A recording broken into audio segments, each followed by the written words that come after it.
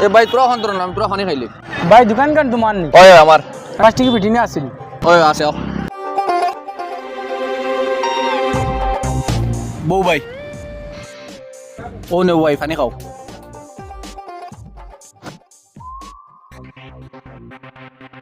ও নে তোমার বিটি নিয়া সাইডের লোকে আমার ফসল তোরা গুনিয়া দাও না তোমার লগে আমার দেখা কেন হইলো ভাই বহুত তো রাস্তা ভাই তোমার চকুর কিতাব পড়ছো ফুসো ভাই আই ঠিক আছে